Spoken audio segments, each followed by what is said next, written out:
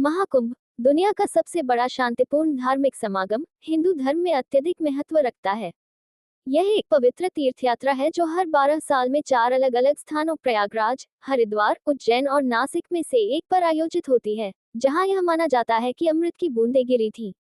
इस बार के महाकुंभ, विशेष रूप से प्रयागराज में 2025 में आयोजित हुए महाकुंभ का महत्व कई कारणों से और भी बढ़ गया था।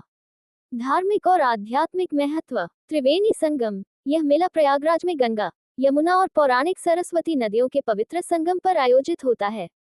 इस संगम में डुबकी लगाने से सभी पापों से मुक्ति और मोक्ष की प्राप्ति मानी जाती है। ग्रहों की विशेष स्थिति। महाकुंभ का समय ग्रहों की विशेष ज्योतिषीय स्थिति के अनुसार तय होता है। 2025 के महाकुंभ में कुछ दुर्लभ खगोलीय संयोजन थे, जो इसकी आध्यात्मिक महत्वता को और बढ़ाते थे।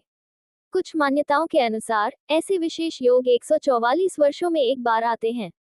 शाही स्नान। विभिन्न अखाड़ों के साधु संतों और नागा साधुओं द्वारा किया जाने वाला शाही स्नान महाकुंभ का एक प्रमुख आकर्षण होता है। इसमें लाखों श्रद्धालु इन संतों के साथ पवित्र डुबकी लगाते हैं, जिसे अत्यंत शुभ माना जाता है। आत्मशुद्धि और मोक्ष। करोड़ों श्रद्धालु आत्मशुद्धि, आध्यात्मिक जागृति और मोक्ष की प्राप्ति के लिए इस मेले में आते हैं।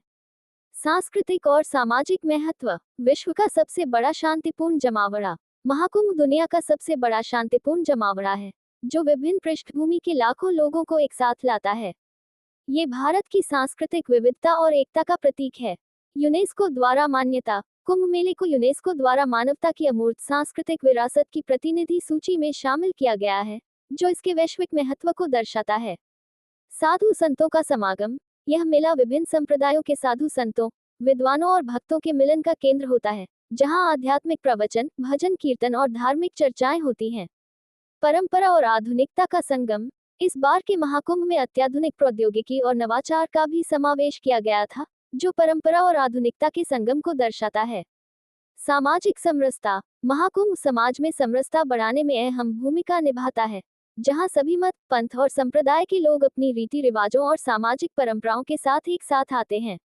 आर्थिक प्रभाव। रोजगार सृजन। लाखों तीर्थयात्रियों और पर्यटकों के आने से यात्रा एजेंसियों, होटलों, रेस्तरां और अन्य व्यवसायों के लिए बड़े पैमाने पर आर्थिक अवसर पैदा होते हैं।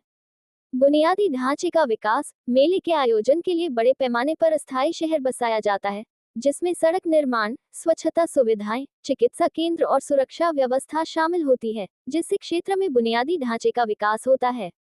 कुल मिलाकर इस बार का महाकुंभ न केवल एक धार्मिक अनुष्ठान था, बल्कि यह भारत की समृद्ध सांस्कृतिक विरासत, आध्यात्मिक एकता और एक साथ आने की शक्ति का एक शानदार प्रदर्शन था।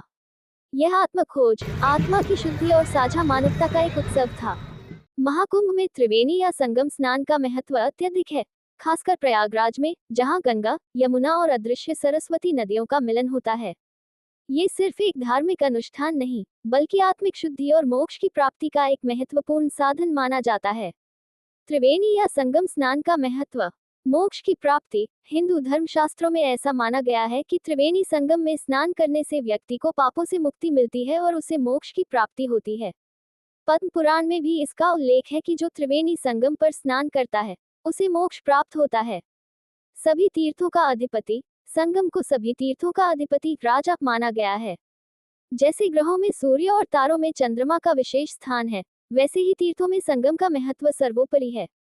अमृत बूंदों का प्रभाव। पौराणिक कथाओं के अनुसार समुद्र मंथन के दौरान अमृत कलश से जो बूंदें गिरी थी, उनमें से एक बूंद प्रयागराज के संगम पर गिरी थी। इसलिए इस स्थान पर स्नान करने से अमृत के प्रभाव से पापों का नाश होता है और आध्यात्मिक ऊर्जा प्राप्त होती है।